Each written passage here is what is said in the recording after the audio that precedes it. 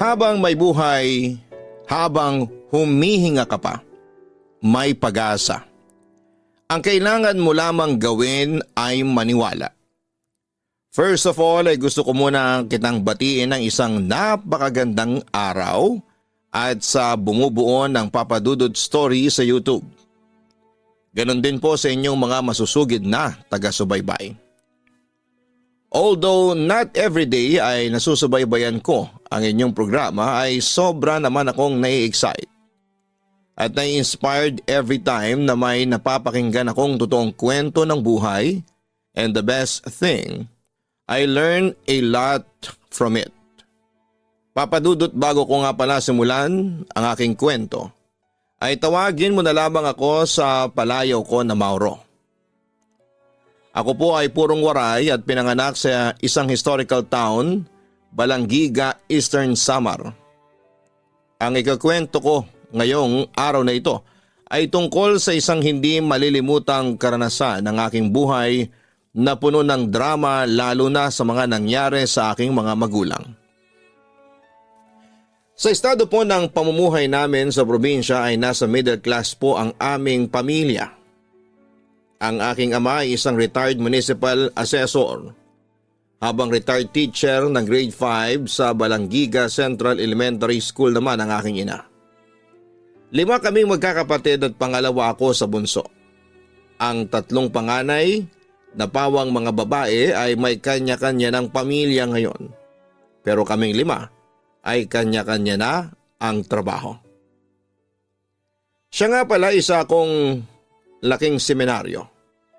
Pangarap ko kasi noon na maging pare, kaya simula high school hanggang sa makapagtapos ako ng kolehiyo ay nasa seminaryo ako. Pero papadudot, lumabas din ako ng seminaryo para sa exposure at para matimbang ko na rin ang buhay ko sa loob ng seminaryo at magiging buhay sa labas na para makapagdesisyon ako ng buo kung aling bukasyon ang pipiliin ko. Pero sa paglabas ko ng seminaryo ay sari-saring pagsubok ang dumating sa akin. Isa na roon ang paghahanap ko ng trabaho. Nung una ay naging challenging talaga ang paghahanap ko. Ngunit hindi nagtagal, sa awa din ng Diyos ay napasok ako noon bilang manggagawa sa isang factory. Ayos naman ang pasweldo, ngunit sa unang sahod ko ay minalas ako at na-hold up ang lahat ng kinita ko sa trabaho. Samantala isang araw ay nagkasakit ng malubha ang aking ina. Dahil walang perang pampaospital ay sinubukan naming alagaan siya sa kanyang kwarto. Pero nagpatuloy ang paglala ng sakit ni mama. Kaya naisipan namin na gumawa ng paraan para maisugod siya sa pinakamalapit na paggamutan. Nakausap niyo na yung doktor ko kanina, hindi ba? Ano ba yung findings nila sa akin bukod sa diabetes? Yung mga sugat ko, itong sumasakit sa tiyan ko. Tanong ng aking ina sa akin. Ma, may lumalaki raw na bukol sa tiyan ninyo na nagiging sanhi daw ng madalas na pagkirot nito. Pero wag daw po tayong mangamba kasi natatanggal naman daw po yun, ang sabi ko sa kanya. Ganun ba anak? Wika ni mama. Mauro, kinakabahan pa rin ako, dagdag pa niya. Ma, wag po kayong mag-alala. Hindi po namin kayo pababayaan. Basta tandaan po ninyo na hindi po namin kayo pababayaan ni na Ate Marites, Ate Geraldine at ni Gary. Nandito lang po kami sa tabi ninyo palagi, pangako ko sa aking ina. Bakas na bakas ko sa mukha ni mama ang sobrang hirap sa kanyang dinaranas na sakit. Nasaktan ako at labis na naaawa sa kanya. Kung pwede nga lang tanggalin ang sakit niya at ilipat na lamang sa akin ay mas gagawin ko pa. Di bale kasing ako na lamang ang maghirap kesa ang aking ina na mahal ko. Sana'y matapos na itong paghihirap ko, wika pa niya. Sa puntong yon, Papa Dudot, ay hindi ko na napigilang umiyak. Ma, wag po kayong susuko, hindi po kayo pababayaan ng Diyos. Tandaan niyo po yan. Magpakatatag po kayo, ma. Kahit na anong mangyari, narito po kami palagi sa tabi ninyo para alagaan kayo. Mahal na mahal namin kayo, ma. Sabi ko na nag-aalala. Sige anak, sisikapin ko magpakatatag para sa inyo, nangihinang sabi ni mama sa akin. Sa kabilang banda ay nagkasakit din noon ng aking ama kaya para kaming pinagsakluban ng langit at lupa ng mga kapatid ko. Pero bilang nakakatanda ang lalaki sa pamilya, ay ako ang madalas na magpalakas ng loob sa mga kapatid ko. Lalo na sa 3 kong mga ate.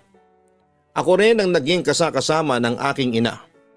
Habang may sakit siya at binuhos ko sa kanya ang lahat ng pag-aalaga at atensyon ko.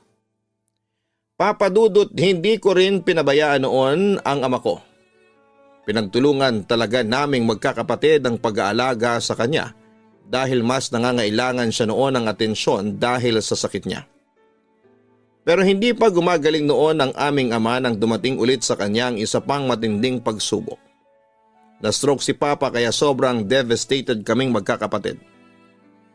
Pagka-uwi ko galing sa trabaho ay si Papa agad ang pinuntahan ko. Naabutan ko sa kanyang kwarto ang ate ko. Kakasikaso lang sa tatay namin na noon ay nagpapahinga na. Ate Marites, kumusta na si Papa? Tanong ko sa aking kapatid. Hindi pa rin okay, tugon ni Ate Marites. Ano bang mga pagsubok itong dumarating sa pamilya natin? Hindi pa nga tapos yung problema natin sa kalusugan ni Mama dumagdag pa si Papa. Ay nako, sa totoo lang Mauro, hindi ko na alam kung ano ang gagawin ko. Dagdag pa niya. Huwag tayong sumuko, kailangang magpakatatag tayo. Pagsubok lamang ito sa atin ng Diyos. May katapusan din po ito. Sabi ko nang sa ganon ay lumakas ang loob ng kapatid ko. Pero sa totoo lang, Papa Dudut, maski ako ay pinanghihinaan na rin ang loob ng mga panahong yon.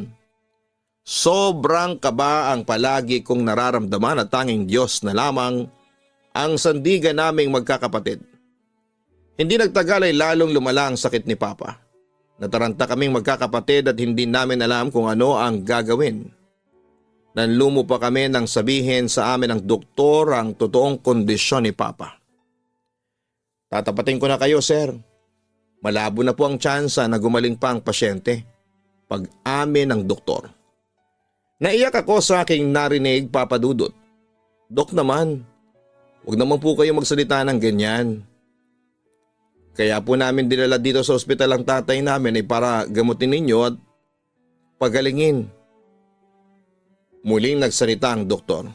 Pasensya na po talaga pero maliit lang po talaga ang chance na gumaling ang papa ninyo. Kasi umakyat ang dugo niya at pumutok sa utak. Ayaw ko man pong sabihin ito pero dahil po doon ay naging living dead na ang pasyente. Ang katotohanan yon ang halos nagpagunaw sa mundo ko. Although sinabi naman ng doktor na pwede pang operahan ang papa ko pero walang kasiguraduhan kung babalik pa siya sa normal oras na maging successful ang operasyon.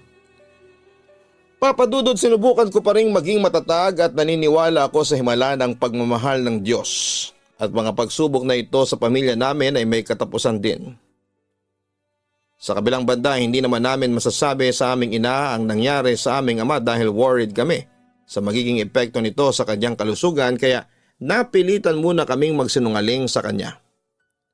Samantala habang nasaksihan ko ang paghihirap ng aking mga magulang, ay naisip ko na baka ito ang kabayaran sa pag-alis ko sa seminaryo. May mga naririnig kasi ako na kasabihan na malas daw kapag pumasok ka sa pagpapari tapos ay aalis ka kanalaunan. Baka dahil doon sa ginawa ko kaya minamalas ang pamilya ko. Sa kabilang banda dumating din ang araw ng paglabas ni Mama sa ospital at doon namin napagpasyahang magkakapatid na kailangan na naming sabihin kay Mama ang katotohanan tungkol sa kalagayan ng aming ama. Habang pauwi papunta sa ospital kung saan nakaratay si Papa ay nagsalita si Mama sa akin. Pasensya ka na anak ha. Kung nagiging pabigat na ako sa inyo. Nahihiya at naiiyak na wika niya. Naawa na kasi ako sa inyo. Kahit na hindi ninyo sabihin alam ko na nahihirapan na kayo sa sitwasyon natin. Agad ko naman siyang pinakalma. Huwag niyo na lang po yang isipin. Kahit kailan po hindi kayo naging pabigat. Basta ba kahit na anong mangyari sama-sama po nating harapin ang pagsubok na ito sa pamilya natin. Hinawakan niya ang aking mga kamay bago muling nagsalita Papa Dudut.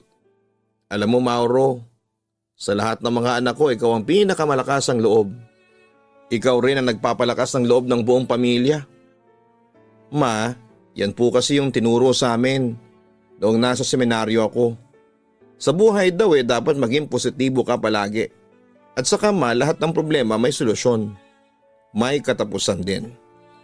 Iniisip ko na lang po na hindi naman habang buhay maiipit tayo sa ganitong problema. Magtiwala lang po tayo sa Diyos. Ma, hindi po niya tayo pababayaan. Ang sabi ko naman sa kanya. Samantala nakarating din kami sa loob ng ospital kung saan ay nakasalubong namin si Ate Marites at isang doktor. Doon ay nalaman naming buobuti na ang kalagayan ni Papa dahil successful ang operasyon. Kahit papaano ay nakahinga kami ng maluwag ni Ate Marites. Pero si Mama ay patuloy pa rin sa pag-aalala. Nakita kong hinagkan ni Mama ang asawa niyang nakaratay sa kama saka nagsalita. Inyeng asawa ko, naririnig mo ba ako? Magpagaling ka ha, lumaban ka, huwag kang susuko kasi ako, lumalaban ako para sa inyo. Palagi kitang ipagdarasal na sana'y bumuti ang kalagayan mo. Palagi mong tatandaan na mahal kita. Naiyak naman ako sa sinabing yun ni Mama sa aking ama. Maya-maya ay nagsalita sa amin si Mama. Alam niyo mga anak, kaya desidido akong lumaban sa sakit ko kasi gusto ko kayong makasama. Gusto kong makita na masaya at buo ulit ang pamilya natin. Gusto kong maranasan ulit yung sabay tayong kumakain sa mesa tapos nagtatawanan at nagkwekwentuhan. Gusto ko ring maranasan ulit na sabay tayong namamasyal sa labas o di naman kaya nagsisimba tayo na magkakasama. Sana'y matapos na ang pagsubok na ito sa pamilya natin. Papa Dudut, madalas naming ipagdasal sa Diyos na sana'y gumaling na ang aming mga magulang lalo na ang aming ama. Alam naming mahal kami ng Diyos kaya hindi kami nawawala noon ng pag-asa. Na isang araw ay paghihimalaan niya ang aming pamilya. Papa Dudut, hindi kami nawala ng pag-asa sa himalang maaaring ibigay sa amin ng Diyos para sa aming pamilya. Madalas kaming mag-pray over para sa ikagagaling ng aming mga magulang. Pero ilang araw at linggo ang lumipas ay lalong lumala ang sakit ng aming mga magulang. Lalo na nga ang aking ama na nooy diniklara ng brain dead na mga doktor. Kaya nawala noon ang pag-asa ang mga kapatid ko at tinanggap na nila ang katotohanan kahit na masakit pa sa kanilang kalooban. Isang araw pag-uwi ko galing ng trabaho ay nagulat ako nang makitang may nakasabit ng itim na tela sa gate ng aming bahay. Agad akong pumasok sa loob at naabutan ko ang mga kapatid ko na nag-aayos ng aming sala. Naglagay sila ng altar sa loob at nagsidatingan ng mga bulaklak ng patay. Dahil dito ay agad ako naalarma at nagtanong, "Ate, bakit ganito yung ayos ng altar? Bakit may kurtina na tapos may mga bulaklak ng patay? Anong ibig sabihin po nito ate?" Tanong ko sa aking kapatid na si Marites. "Mauro, inutusan na namin ni Geraldine yung ibang mga kamag-anak natin na ganyan ang gawing arrangement sa altar natin. Kasi tanggap na namin ang kahihinatnan ni Papa." Malungkot na wika ng aking ate. "Anong sabi mo ate naman? Buhay pa si Papa Pero pinapanalangin nyo na mamatay na siya. Anong klase kayong mga anak ha?" Pagtutol ko. "Dineklarang brain dead na siya ng mga doktor," sabi ni Ate Marites na may kaunting pagtaas ng kanyang boses. "Oo, alam kong brain dead na si Papa. Pero hindi ko kayang tanggapin ang katotohanan kaya patuloy pa rin akong umaasa ng himala ng Diyos." Walang imposible sa Diyos, ate. Ang sabi ko pa. Umaasa ka ba sa himala? Ang tanong kailan maghihimala ang Diyos na pagalingin si Papa? Bukas sa makalawa, sa susunod na linggo, buwan o taon? Ang tanong, paghihimalaan ba talaga tayo ng Diyos? Mauro, huwag na tayong umasa sa wala, ang sabi ni Ate Marites. Sa puntong yon ay umiyak na ako. At lalong sumakit pa ang dibdib ko nang ibalita sa amin ni Ate Geraldine na patay na si Papa dahil pinatanggal na nila ang life support nito. Papadudot aminin kong nahirapan akong tanggapin ang pagpanaw ng aking ama at wala akong ginawa noon kundi ang umiyak lang ng umiyak. Kinabukasan ay bumalik kaagad kami ni Ate Marites sa Tacloban para asigasuhin ang bangkay ng aming ama at kinahapunan ay inuwi namin sa aming bahay. Ang natitira ko namang mga kapatid ay nagbabantay noon sa aming ina na naghahanda noon para sa kanyang operasyon sa tiyan. Pero papadudot, hindi namin alam kung paano sasabihin sa aming ina na wala na ang haligi ng aming tahanan. Lumipas ang 2 araw ay naoperahan na ang aking ina sa tiyan at sa awa naman ng Diyos ay naging matagumpay ang operasyon. Madalas namang tanungin ng aking ina ang asawa niya pero wala kaming maisagot dahil worried pa rin kami sa maaaring maging epekto sa paggaling niya sa oras na malaman niyang patay na ang aming ama. Pero papadudot, dumating din ang araw na kailangan na naming may pagtapat sa aming ina ang katotohanan. Kasama namin noon sina Tita Ewin, ipinagtapat namin kay Mama na wala ng aming ama. Naluha siya ngunit na natiling matatag. Tila tanggap na niyang nangyari sa kanyang asawa. Bakit hindi niyo agad sinabi sa akin ang katotohanan? Tanong ni Mama sa amin. Samantala ako na ang sumagot. Ma, nagawa po namin yon kasi ayaw po namin kayong mag-alala. Naniniwala po kami na makakaapekto sa paggaling ninyo kung sakaling malaman ninyo ang totoong kalagayan ni Papa. Sumingit naman si Tita Ewin. Sana'y mapatawad mo kami, Mary. Ginawa lamang namin yon para din sa'yo. Nagbuntong hininga muna ang aking ina bago muling nagsalita, Papa Dudut. Huwag kayong mag-alala. Hindi ako nagagalit sa inyo. Naiintindihan ko kayo at saka alam ko na rin naman na patay na si Inyeng.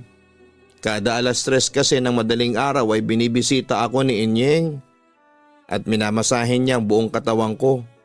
Alam ko nang kaluluwa lang niya yun. Hindi na lang ako nagsasalita tungkol dun kasi ayaw ko pang matakot kayo. Lalo ka na, Ewin, matatakotin ka pa naman. Kwento ng aking ina. Baka naman nananaginip lang po kayo, Ma, ang sabi ko naman. Muling nagpatuloy si Mama. Hindi ako nananaginip, Mauro. Kasi kitang-kita ko na himbing kayo sa pagtulog noon habang nagbabantay kayo sa akin. Maniwala kayo.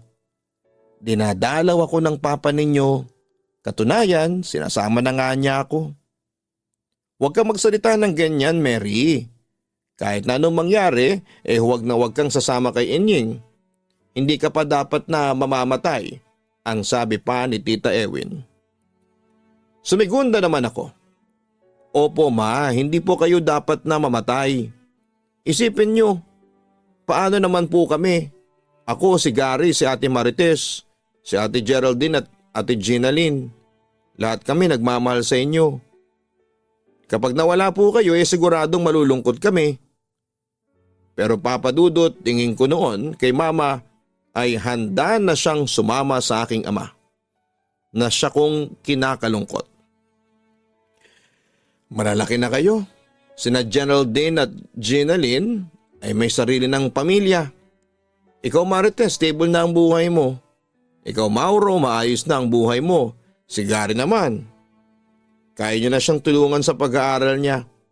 Kahit na mawala na ako, hindi na kayo mangangapapa sa buhay, ang sabi pa ni Mama. Papa Dudut, ramdam na ramdam namin ang sakit sa aming ina dulot ng balitang hinatid namin sa kanya, pero pinilit niyang magpakatatag. At upang maibsan ang sakit ay hindi kami umalis na magkakapatid sa tabi ng aming ina hanggang sa pag-uwi niya sa bahay kung saan ay nakaburol ang aming ama. Samantala nang umuwi na si mama kasama ko ay nadatnan niyang nakaburol na sa bahay namin si papa. Naroon ang halos lahat ng mga kamag-anak namin nakikiramay sa pamilya namin. Ayun po yung kabaong ni papa, ma. Sabi ko habang nakaturo sa kinakalagyan ng mga labi ni papa. Halatang kinokontrol ni mama ang matinding emosyon. Gusto niyang ipakita sa amin na matatag siya at kaya niyang lampasan ang pagsubok na yon sa aming buhay. Sumalubong naman si Tita Ewin sa amin at inalalayan si mama na tumungo sa isa sa mga upuan. Ngunit sabi ni mama ay gusto niyang masilayan si papa na payapang nahihimlay. Mary, sigurado ka bang gusto mong masilayan ang asawa mo? Nag-aalalang tanong ni Tita Ewin kay mama. Ayos na ba ang pakiramdam mo? Kaya mo ba talaga? Kaya ko, tipid na tugon ng aking ina. Pagkatapos noon ay nasilayan ni mama si papa. Bagamat napaluha, pero hindi siya humagulhol. Agad ko namang nilapitan muli si mama para i-comfort. Ngunit habang pinagmamasdan ng labi ni papa ay nagsalita sa akin ang aking ina. Anak, kailan mo ba aayusin ang buhay mo? Tanong niya sa akin. Siyempre nagtaka ako sa sinabi niyang yon. Ma, ayos naman po ang buhay ko, tugon ko. Ang ibig kong sabihin, yan ba talaga ang gusto mong maging takbo ng buhay mo? Hindi ka na ba papasok ulit sa pagpapari? Ma, ang totoo niyan, hindi ko pa po naiisipan na muling pumasok sa seminaryo, sagot ko. Anak, hanggat maaga pa, ayusin mo na yung buhay mo. Kung may pangarap kang gustong tuparin, magsimula ka na. Alalahanin mong wala na ang papa mo. Yun ang huling sinabi ni mama sa akin noong araw na yon. Samantala, kinahapunan ay katulong ko sina Ate Geraldine at Ate Marites sa paghahanda ng pagkain para sa mga bisita. Nang bigla na lamang kaming makarinig ng kaguluhan sa sala. Nang puntahan namin ay nakita naming nakahandusay si mama sa may sahig. Ang sabi ng mga kamag-anak namin ay inatake daw sa puso ang aming ina. Mabuti na lamang at agad na binuhat ng mga kapitbahay at kamag-anak namin si mama para dalhin sa ospital. Papadudot wala kaming ginawa noon kundi ang umiyak ng umiyak dahil sa mga nangyari. Nagdasal din kami ng taimtim sa Diyos na sana'y iligtas niya ang aming ina. Kaso hindi nakinig ang Diyos sa amin at sa halip ay kinuha rin niya ang aming ina. Yun na nga ang pinakamasakit na naranasan ko sa buong buhay ko. Ang mawalan ng mga magulang at sabay pa sila halos. Nakakalungkot isipin na kapag nakaharap ka sa altar namin, pagtingin ko sa kanang bangkay ng aking ama at pagtingin ko naman sa kaliwa ay bangkay ng aking ina. Nang dumating ang araw ng libing ng aming mga magulang ay wala nang lumabas na luha sa aking mga mata. Marahil siguro ay ubos na.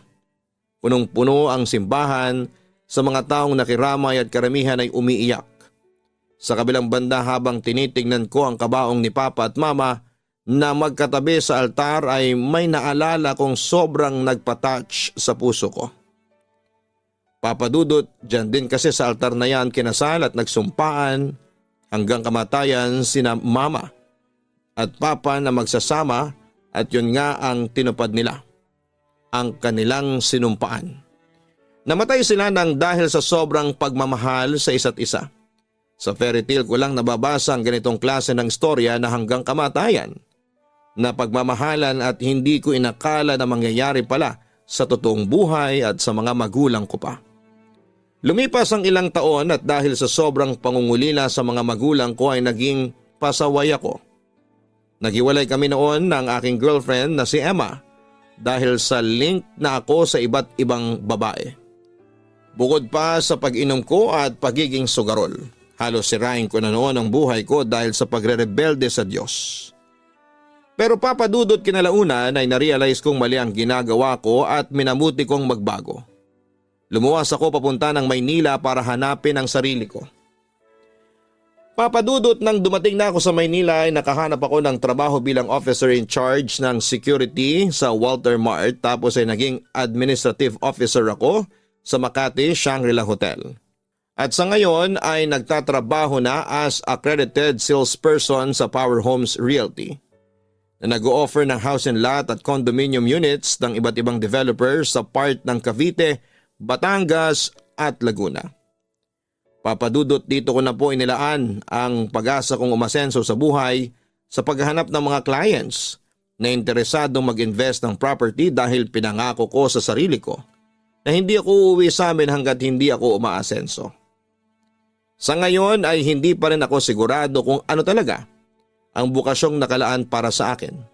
Hindi pa rin naman close ang utak ko na baka bumalik sa seminaryo basta ang importante sa akin ngayon ay masaya at porsigido akong umasenso sa trabaho ko. Isa lang ang motto ko sa buhay. As long as I breathe, I hope. Samantala masaya na rin ang buhay ng mga kapatid ko at may kanya-kanya na silang pamilya ngayon. Ganun pa man ay baon-baon pa rin namin ang ala-ala at mga magagandang aral na itinuro sa amin ng pagsubok na yon. Hanggang dito na lamang po ang kwento ko at sana po ay na-inspire po kayo. Maraming salamat and God bless sa inyong lahat. Lubos na nagpapasalamat, Mauro. Lahat tayo ay dumaraan sa pagsubok na ganito, hindi lamang si Mauro. Yung akala mong pinagsakluban ka na ng langit at lupa dahil sa sunod-sunod na trahedyang dumarating sa buhay mo. At kapag dumaraan tayo sa ganito ay palagi na lamang ang Diyos ang ating sinisisi. Mga kaibigan, sa bawat pagsubok sa buhay ay huwag tayong matakot dahil habang may buhay, may pag-asa at laging may bagong umaga. At higit sa lahat ay andiyan ng Diyos para samahan ka. Huwag nating sisihin sa mga pagsubok na dumarating sa atin ng Diyos. Dahil nandito siya para tulungan at gabayan tayo, hindi para pahirapan. Huwag tayong matakot na humakbang at ituloy mo lamang ang buhay, madapa ka man ulit. Bangon lang lagi. Dahil ang Diyos, habang binibigyan ka ng hininga ay pinaparamdam niya sa iyo na kasama mo siya. Kaya para sa iyo, Mauro, sana'y dumating na sa punto ng iyong buhay na maliwanagan at ma-realize mo kung ano ba talaga ang gusto mong mangyari sa iyong buhay. Dalangin namin na sana'y tuluyan mo nang mahanap ang iyong tunay na kaligayahan. Maraming salamat sa pagbabahagi mo ng iyong kwento sa Papa Dudut YouTube channel. At sa mga nakikinig at nanonood sa ating live stream, sana'y magsilbing aral po sa atin ang istorya ng buhay ni Mauro. Hanapin ang Kaistorya YouTube channel, Gian Giana Vlogs, at mag-subscribe. Maraming salamat po. Isang magandang gabi sa inyong lahat, lalo na sa mga masusugid na tagapakinig ng inyong YouTube channel. Bagamat hindi ako madalas na online ay natuklasan ko ang inyong channel sa pamamagitan ng mga kaibigan kong matagal nyo ng subscriber. Sila ngang nagmungkahi sa akin na ibahagi ko raw ang aking istorya nang sa gayon ay makapagbigay ng kaunting inspirasyon sa mga taong nakakaranas ngayon ng kirot sa puso ng dahil sa pag-ibig. Siya nga pala, Papa Dudut, tawagin mo na lamang ako sa pangalang Ramal. 35 years old na sa ngayon at nagtatrabaho sa isang insurance company. Sisimulan ko ang aking kwento many years ago. Noong panahong nagbibinata pa ako, that time ay meron akong crush na isang babae, si Trish. Kaibigan at kababata ko siya. Pero noon pa lamang ay labis na ang paghanga ko sa kanya. Ngunit ang paghangang yon ay kinimkim ko dahil ayaw ko noong samantalahin ang aming pagkakaibigan. Lumipas sa mga taon at lalong tumindi ang paghanga ko sa aking best friend. At nang makapagtapos kami sa kolehiyo, ay nahubog ang paghanga ko kay Trish at nauwi yon sa pagmamahal. Pero Papa Dudut, hindi pansin o alintana ni Trish ang pagmamahal kong yon sa kanya. at sa halip ay isang lalaki ang kanyang minahal. Masakit yun sa akin pero kasalanan ko yun. Torpe kasi ako. Pero sa paglipas ng panahon ay lalong sumisidhi ang damdamin ko sa kanya.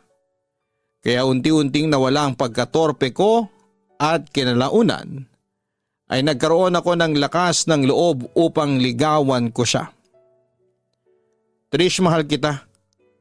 Sa totoo lang ay matagal ko nang gustong ipagtapat sa iyo ang nararamdaman ko pero nahihiya ako. Pagtatapat ko sa kanya isang araw. Pero tumingin siya sa akin ng malungkot. Nakaramdam kaagad ako ng kaba. Parang alam ko na kasi ang kasunod noon. Sorry Ramal, pero kaibigan lamang ang turing ko sa iyo. At saka may iba na akong mahal, si Paul. Pag-amin ni Trish sa akin. Nasaktan ako pagkarinig ko sa katotohanan yon. Huli na pala ako. Iba na ang may-ari ng puso ng babaeng sinisinta ko. Bakit Trish? Ano bang meron kay Paul na wala ako? Tanong ko sa kanya. Halos maiyak na ako ng mga oras na yon pero pinigilan ko lang. Oo, inaamin ko, mabait ka, maalaga, maalalahanin.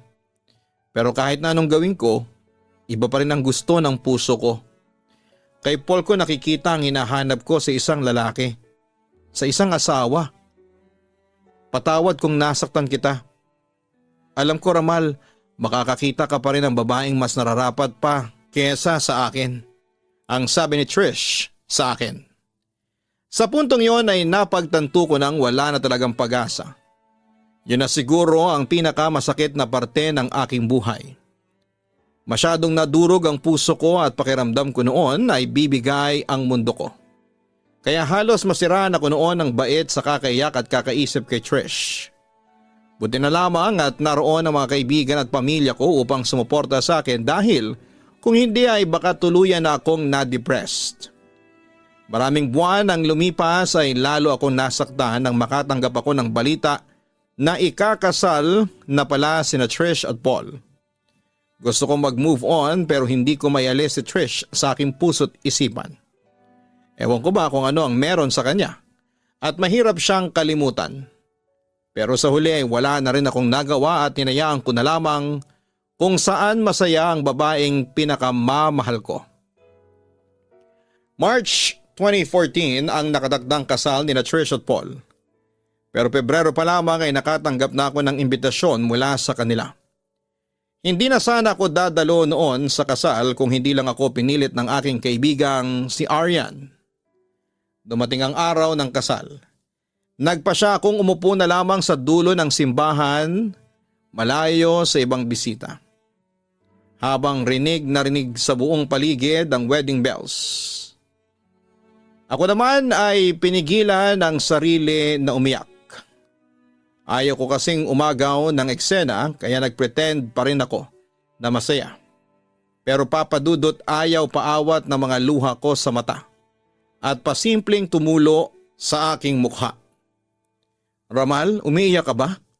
Usisa sa akin ang kaibigan kong si Arian pagkaupo niya sa aking tabi. Agad kong pinunasan ang luha sa aking mata. O Arian, bakit hindi ka sumama magpicturan sa mga bagong kasal? Pag-iiba ko ng topic. Bakit ako sasama sa kanila nakita kita nag-iisa dyan sa isang sulok. Dapat nga ako ang magtanong niyan sa iyo Sabi sa akin ng aking kaibigan. Hinawakan niya ang pareho kong kamay para i-comfort ako. Alam ko ang nararamdaman mo, wika niya.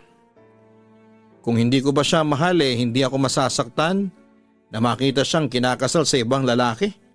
Halos pabulong kong sabi sa kanya. Parang wala kasi akong lakas noong araw na yon.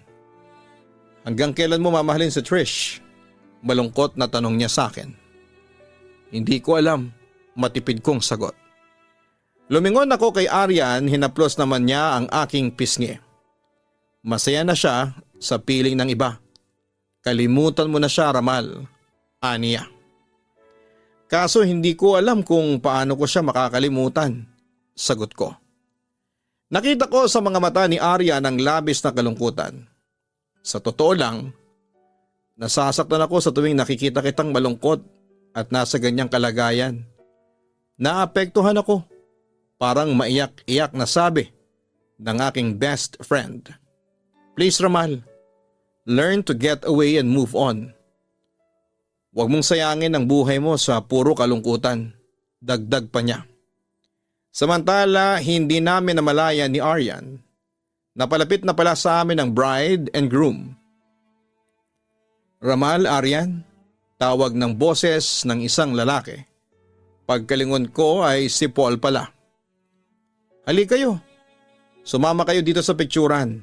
Tawag naman ni Trish sa amin. Agad naman kaming tumayo ni Aryan at sumama sa ibang mga bisitang nagpipicturan. Ayos ka lang ba? Nag-aalalang tanong sa akin ni Trish.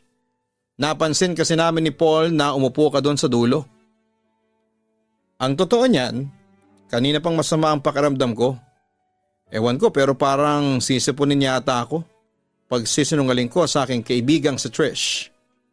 Pero ayaw ko namang mawala ako sa special occasion ninyo mag-asawa. Kaya pinilit ko pa rin pumunta. Salamat Ramal at dumalaw ka sa kasal namin ni Trish. Wika sa akin ni Paul. Congratulations and best wishes sa inyo Trish, Paul. Masaya ako para sa inyo. Hanggat ko ang kaligayahan ninyong dalawa. Bati ko sa kanila. While still pretending na masaya ako ng araw na yon. Kinagabihan pag uwi sa aking condo unit ay hindi ko na napigilan noon ang umiyak. Pakiramdam ko kasi nawala na sa akin ang pinakamahalagang bagay sa aking buhay. Kaya pagkatapos ng kasal na yon ay hindi na ako nagpakita pa kay Trish. Nasasaktan lamang kasi ako sa tuwing nakikita ko siyang masaya kasama ang kanyang asawa. Sinubukan kong mag-move on papadudot pero hindi ko magawang kalimutan si Trish. Kahit na maraming babae ang na-meet ko ay wala ni isa sa kanila ang nagpapukaw ng aking isipan. Si Trish lamang kasi ang babaeng first love at last love ko. Samantala isang araw ay napagpasyahan naming mag-mall at manood ng sine ni Aryan. Sagot daw yon lahat ng kaibigan ko. Para naman daw sumaya ulit ang buhay ko. Nauna na akong dumating sa meet-up place namin sa isang coffee shop sa loob ng mall papadudot. Ramal? Tawag sa akin ang babae. Nang lumingon ako, laking gulat kong si Trish yun. Agad ko naman siyang pinaupo muna sa harapan ko total. Wala pa naman si Aryan. Kumusta ka na? Bakit hindi mo kasama ang asawa mo? Tanong ko sa kanya. Nasa work si Paul. By the way, kagagaling ko lang sa clinic kasi nagpa-check up ako. Sagot sa akin ni Trish. Check up? Bakit? Nag-aalalang tanong ko. May nararamdaman kasi akong kakaiba sa katawan ko. Lalo na sa pag-ihi ko kaya nagpa-check up ako. Hihintayin ko pang resulta ng test sa akin sa next week. Kwento niya sa akin. Ganon ba? Mag-ingat ka Trish, ang sabi ko. Hindi ko maalis na mag-alala ng sobra para sa kanya. Don't worry Ramal, magiging okay lang ako. Pagagarantiya ni Trish sa akin. Pagkatapos noon ay marami kaming pinagkwentuhan ni Trish. Simula nung magpakasal sila ni Paul. Kitang-kita ko talaga sa kanya na masayang-masaya siya sa piling ng kanyang asawa. Hanggang sa mapunta ang usapan namin kay Aryan. Kumusta naman kayo ni Aryan? Tanong sa akin ni Trish. Eto, going stronger pa rin ang pagkakaibigan namin ni Aryan. Mamaya nga manonood kami ng sine. Nagaya kasi siya dahil nakakuha ng libreng producer's pass na galing sa work niya. Paglalahad ko. What do you think of Aryan? Tanong pa sa akin ang babaeng lihim kong iniibig. Maganda, sexy, jolly, kalog, mabait, maalalahanin at saka mapag-alaga, sagot ko. Wala ka bang nahahalata sa kanya?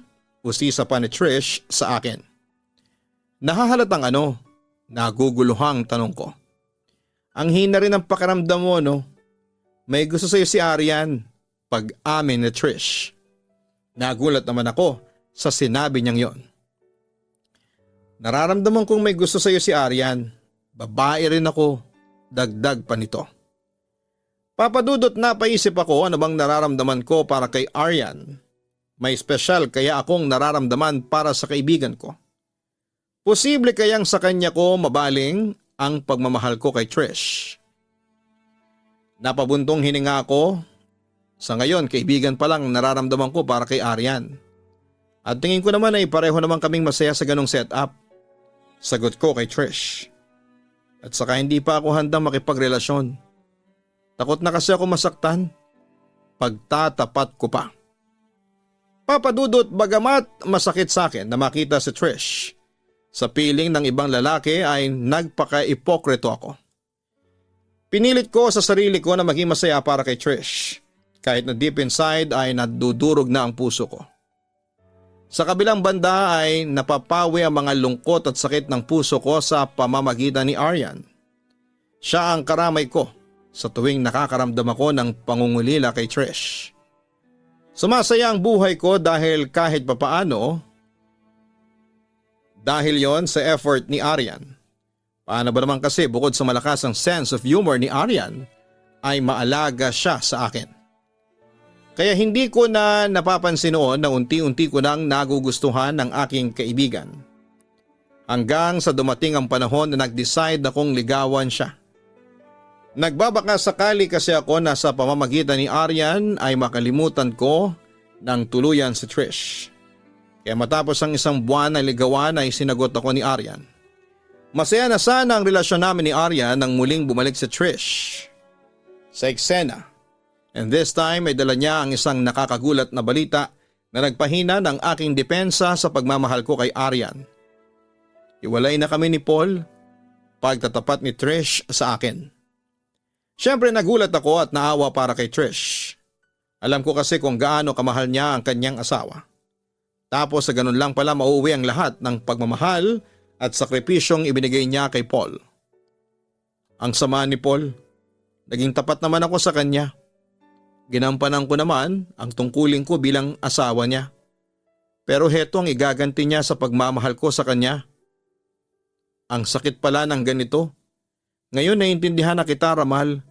Pagpapatuloy ni Trish habang umiiyak siya sa harapan ko. Tahan na Trish, sinubukan kong i-comfort ang aking kaibigan. Oo, masakit ang dinaranas mo ngayon. Pero matatapos din yan. Kaya mo yan. Kalimutan mo na ang asawa mo at isipin mo na lamang na hindi si Paul ang nararapat na lalaki sa puso mo. Payo ko sa kanya. May isa pa akong problema. Sabi ng doktor ay may problema daw ang mga kidneys ko. May posibilidad na lumala ang sakit ko. Natatakot ako, Ramal. Nagulat ako sa sinabing yon ni Trish. Nakaramdam ng labis na awa sa aking kaibigang pinakamamahal. Talagang mabigat ang mga pagsubok na kanyang pinagdaraanan. At kailangan nito ng isang kaibigan na handang tumulong at umagapay sa kanya at ako yon. Simula nang malaman kong nakipaghiwalay na si Trish sa kanyang asawang si Paul, ay sinamantala ko na ang pagkakataon upang muling magkalapit kaming dalawa. Araw-araw akong nakikipag-text sa kanya at palagi ko siyang inaayang lumabas. Nang mga panahong yon ay nabura ko na sa aking isipan na may girlfriend ako sa katauhan ni Aryan. Pero wala akong pakialam noon, mas mahal ko si Trish higit sa ibang mga babae. Dahil sa pagiging sobrang close namin ni Trish ay nakahalata na ang aking girlfriend. Nagtalo kami ni Aryan hanggang sa mauwi kami sa cool off. Pero papadudot wala akong pakialam noon. Sapagkat ang importante lamang sa akin ay matutunan akong mahalin ni Trish. Pero makalipas ang ilang buwan, bigla na lang hindi nagpakita sa akin si Trish. Isang email lang noon ang natanggap ko mula sa kanya. Nasa Cebu daw siya kasama ang kanyang pamilya. Pagkatapos noon ay naputol na ang komunikasyon namin. Wala na akong narinig pa mula sa kanya. Siyempre masakit yon para sa akin. Pero no choice ako kundi ang tanggapin na lamang ang katotohanan. Samantala November 2015 nang biglang nag-message sa akin si Trish sa Facebook. Nasa Metro Manila na ulit siya ng family niya dahil kailangan na niyang magpagamot ulit sa espesyalista. Siyempre nalungkot ako pero ang mahalaga ay magkikita ulit kaming dalawa. Ang tagal nating hindi nakita, kumusta ka na? Tanong ko kay Trish.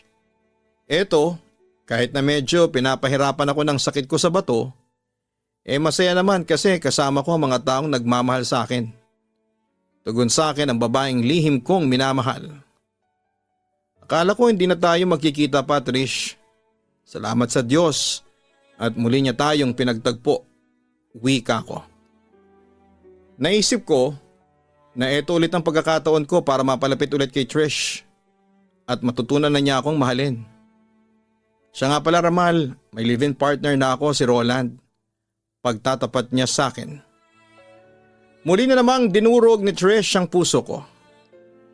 Minsan ay hindi ko maiwasang tanungin ang sarili ko kung bakit hindi niya ako makuhang mahalin. Binigay ko naman ang lahat ng klase ng pagmamahal sa kanya. Pero sa ibang lalaki pa rin siya naghahanap ng pagmamahal. Tinanong ko rin sa sarili ko kung saan ako nagkulang. Alam ko ang pagmamahal na tututunan. Pero bakit hindi ako matutunang mahalin ng babaeng mahal ko? Papadudot simula noon ay halos mawala na ako ng pag-asa kay Trish. Kulang na lang na lumuha ako ng dugo sa sobrang pighati at pagkabigo ko sa pag-ibig.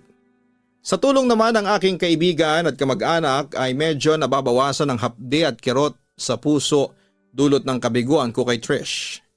Sinubukan ko muling mag-move on at pinilit kong tanggapin sa aking sarili na baka nga hindi kami ang itinadhana para sa isa't isa. Samantala, tinuloy ko pa rin ang pagiging mag-best friends namin ni Trish. Doon ko na rin nakilala si Roland at naging kaibigan. Pareho naming sinamahan si Trish sa kanyang laban para gumaling sa kanyang sakit at mabuhay pa ng matagal. Nakita ko ang sakripisyo at wagas na pagmamahal ni Roland kay Trish. Kaya natuwa na rin ako. Hindi man ako ang nakatuluyan ni Trish, at least ay panatag ang kalooban ko na nasa mabuting kamay ang babaeng aking pinakamamahal. Pero papadudot. Nagpatuloy pa rin ang paglala ng sakit ni Trish. Hanggang sa isang gabi ay nabalitaan ko na lamang na biglang sinugod siya sa ospital. Ilang araw nang na-confine si Trish dito sa ospital. Sabi ng doktor ay malala na raw ang sakit niya sa bato. Sabi sa akin ni Roland. Halos nangalumata na ito at malapit nang bumagsak ang katawan. Roland, alam ko nang pinagdaraanan mo. Pero kailangan mo ding alagaan ang sarili mo. Kailangan mo ring magpahinga. Suhestyon ko sa kanya. Pero paano ako makakapagpahinga kung ganyan ang kalagayan ng aking asawa? Naiiyak na wika ng live-in partner ni Trish. Magtiwala ka sa akin. Habang nagpapahinga ka, ako ang bahala kay Trish. Babantayan ko siyang mabuti. Paggaranti ako sa kanya. Salamat, Ramal. Buti talaga at nandiyan ka palagi para kay Trish. Kasi sa totoo lang, hindi ko na alam ang gagawin ko. Pagpapatuloy pa ni Roland. Niyakap ko ang lalaki para mapakalma ito. Kinalaunan ay nakumbinsi ko rin siyang magpahinga. Kinabukasan ay maagang nagising si Roland para siya naman ang humalili sa pagbabantay kay Trish. Pinagpahinga muna niya ako. Pero sabi ko ay hindi pa ako pagod at sa halip ay bumili ako ng pagkain naming dalawa. Pagbalik ko ay nadatnang ko si Roland na inaasikaso ang kanyang gising ng asawa. Hindi nagtagal ay muling nagpahinga at natulog si Trish. Habang kaming dalawa ni Roland ay matyagang nagbabantay sa kanya. Mahal na mahal ko si Trish. Hindi ko kayang mawala siya sa akin. Sana gumaling na siya. Nag-aalalang wika ni Ronald habang pinagmamasdan ang natutulog niyang asawa. Naintindihan kita. Maski ako, ayaw ko ring mawala si Trish. Roland, pagtulungan natin ito. Ipagdasal natin si Trish na sana'y pagalingin siya sa kanyang sakit. Ang sabi ko habang kino-comfort ko ang aking kaibigan. Basta lakasan lang natin ang loob natin. Naniniwala ko malakas ang fighting spirit ni Trish. Hindi niya hayang malungkot. ang mga mahal niya sa buhay. Pagpapatuloy ko. Maya-maya ay dumating ang doktor na check up kay Trish. Matapos ang ilang obserbasyon sa pasyente ay kinausap niya kami. I'm sorry to tell this. Mayroong end-stage renal disease ang pasyente. Alam ko nakakagulat ito pero malaking perang gagastusin ninyo para maisalba ang buhay ng pasyente. The patient needs immediate kidney transplantation. Pahayag ng doktor sa amin. Paano kami makakahanap ng kidney donor kay Trish? Tanong ko. We are contacting other hospitals tungkol sa possible kidney donation para sa pasyente. Kung meron ding kamag-anak ang pasyente na willing na mag-donate ng kanilang kidney, we will consider it. Nagtanong naman si Roland sa doktor, magkano naman po ang maaaring gastusin sa operasyon? I tell you gentlemen, malaking pera ang kailangan sa operasyon. Sagot ng doktor sa amin. Pareho kaming nag-alala sa sinabi ng doktor. Diyos ko, sana'y bigyan niyo si Trish ng kidney donor. Hindi mahalaga sa amin ang pera, ang importante ay mailigtas ang aking asawa, ang wika pa ni Roland. Doktora, ano bang mga requirements para maging kidney donor? Tanong kong muli sa doktor. Tumingin naman sa akin ang doktor at nagsalita. Ganito kasi yon. Una, ang mga potential donors kailangang sumailalim sa medical and psychological test. Kapag pumasa doon ang isang potential na donor, ay ipapaliwanag namin sa kanyang posibleng maging epekto sa kanyang katawan ng pagdodonate niya ng kidney. Kung okay na ang lahat, saka lamang isasagawa ang kidney transplant sa pasyente. Paliwanag niya.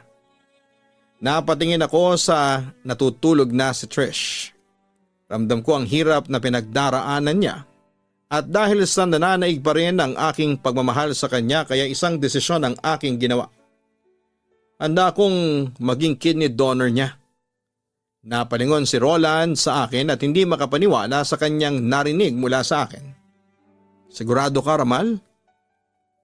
Kung papasa ako sa mga isasagawang test, sige, pumapayag ako maging kidney donor ni Trish.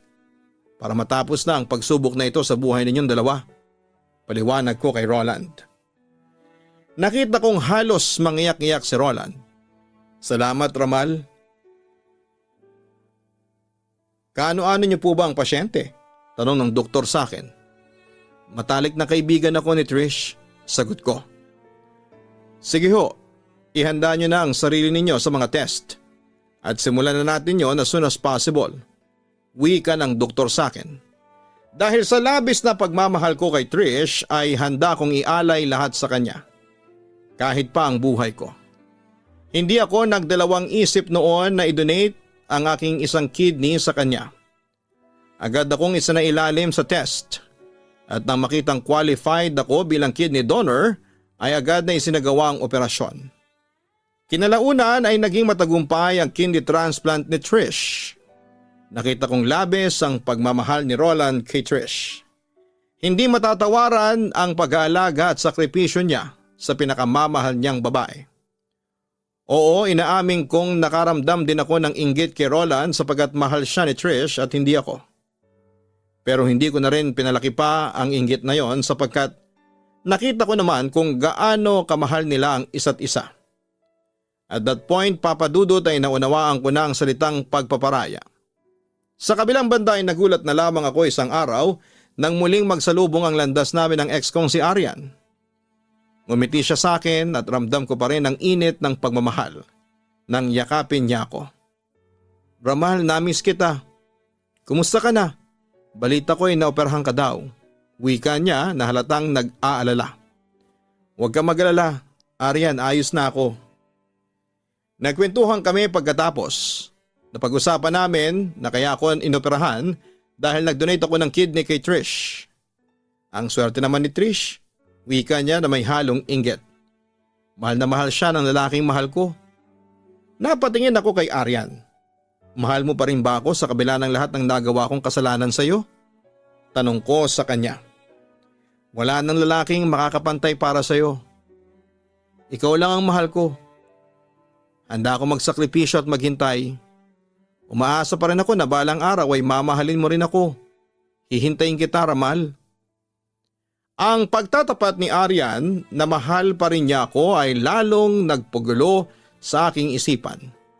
Bagamat si Trish pa rin ang nasa isipan ko ay naaawa naman ako kay Aryan sapagkat pareho kami ng pinagdaraanan sa buhay pag-ibig. Pero ayaw ko naman siyang gawing panakipbutas kaya minabuti kong itigil ang komunikasyon ko sa aking ex-girlfriend. Hanggang sa mabalitaan kong pumunta si Aryan sa Canada. Pero bago siya umalis ay nagpadala siya sa akin ng liham na dadalhin niya ang pangako niyang hihintayin ako. Sa kabilang banda ay nabalitaan kong na-confine ulit si Trish sa ospital 1 buwan matapos ang matagumpay na kidney transplant. Agad akong napasugod upang alamin ang kalagayan ni Trish. At kinalaunan ay napagtanto kong maayos na ang kalagayan nito. Kaya habang nasa ospital si Trish ay madalas ko siyang dalawin at kumustahin. Heto mabuti ng pakiramdam ko. Although patuloy pa rin sa pag-inom ng gamot. Sabi kasi ng doktor sa akin, 3 buwan pa raw ako na magme-medication dahil nasa crucial stage pa rin ako. May posibilidad kasi na i-reject pa ng katawan ko ang bago kong kidney. Si Roland naman bumili ng gamot sa butika. Sagot ni Trish sa akin. Pero ang mahalaga, mabuti ng pakiramdam mo ngayon. Alam kong gagaling ka rin ng tuluyan. Marami ang nagmamahal sa'yo, sabi ko sa kanya. Ramal, nabalitaan kong ikaw raw ang kidney donor ko. Salamat ha. Isa ka talagang tunay na kaibigan. Utang ko sa iyo ang buhay ko. Walang anuman yan, Trish. Basta tatandaan mong kahit buhay ko ay handa kong ialay para sa iyo. Maya-maya ay nakita kong lumungkot ang ekspresyon ni Trish. Sa totoo lang ay nagigilty ako kasi sobrang bait mo sa akin. Guilty ako in a sense na hindi ko maibigay sa iyo ng buo ang puso ko. I'm sorry, Ramal. Aniya. Wala kang dapat na ikasorry, Trish. Oo, inaamin ko na mahal pa rin kita. Pero tanggap ko na rin na kahit kailan ay hindi magiging tayo, ang sabi ko sa kanya. Sabay ngiti, patunay na hindi na ako nasasaktan. Alam mo, ang swerte mo dahil nakatagpo ka na rin ng lalaki magmamahal sa iyo ng tapat. Palagahan mo si Roland dahil bibihira lang ang lalaking katulad niya. Hangad ko ang kaligayahan ninyong dalawa, bilin ko pa sa kanya. Naiiyak na napangiti sa akin si Trish pagkatapos ay niyakap niya ako ng mahigpit. You're one of a kind. Napakaswerte ng babaeng nakatakda para sa iyo, ang sabi pa niya sa akin. Tumango ako at gumanti ng yakap sa kanya. Yun ang huling beses na mayayakap ko ang babaeng pinakamamahal ko. Pagkatapos noon ay masaya akong nagpaalam kina Trish at Roland. Kasabay ng pamamaalam ko ay iniwan ko na rin ang lahat ng feelings ko para sa kanya. Nagpatuloy pa rin naman ang komunikasyon ko kay Trish hanggang sa huling buwan ng taong 2018 kung saan ay nagpakasal na sina Trish at Roland. Saglit lang akong dumalo sa kasal pero umalis din para bigyan ng moment ang dalawa. At doon ko na-realize na tapos na ang yugto ng aking kabaliwan para kay Trish. At totoong masaya na ako para sa bagong kasal. Sa kabilang banda naman, taong 2019 ay nagulat na lamang ako nang tawagan ako ni Aryan para ibalitang muli siyang uuwi ng Pilipinas. Nanumbalik ulit ang friendship naming dalawa tapos ay nalaman ko na nag-apply at natanggap siya sa opisinang pinagtatrabahuhan ko. Lalo kami nagkalapit ni Aryan. Hanggang sa unti-unting na-develop ang feelings namin para sa isa't isa. Samantala dumating ang kaarawan ni Aryan at sinelebrate namin yon sa roof deck ng kanilang bahay sa Antipolo. Isang malaking sorpresa din ang hinanda namin ng mga pinsan niyang kaklose ko. Ang buong akala ni Aryan ay hindi ako makakarating dahil ang alibay ko. Kunwari ay pupunta ako ng probinsya para bisitahin ang aking mga magulang. Pero laking gulat niya na may malaking gift box ang dumating at dinala ng mga pinsan niya sa roof deck. And you guessed it right, ako ang laman noon. Kaya laking gulat ni Aryan nang lumabas ako sa gift box holding a bouquet of flowers. Happy birthday, Aryan! Bati ko pa sa kanya. Nakita ko sa mga mata niya ang labis na kasiyahan nang makita ko. Akala ko, Ramal, hindi ka makakarating sa special day ko. Aniya. Pwede ba yon? Wala ako sa special day ng special someone ko? Siyempre hindi. Napatingin ang seryoso sa akin si Aryan. Special someone? Gusto niyang maklarify ang narinig niya mula sa akin. Ano bang wish mo ngayong birthday mo? Tanong ko sa kanya. Any wish, malay natin magkatotoo ngayong special day mo. Napangiti sa akin si Aryan. Isa lang naman ang wish ko panimula niya. Nasanay mahalin na ako ng lalaking pinakamamahal ko. Kahit yun lang ang matupad masaya na ako. Dagdag pa niya. Hinawakan ko ang dalawa niyang kamay at tumingin ako sa kanyang mga mata. Tutuparin ko na yung wish mo, Aryan. Sabi ko sa kanya. Let's start anew. Pinapangako ko sa iyo, I will love you with all my heart. Just give me a second chance.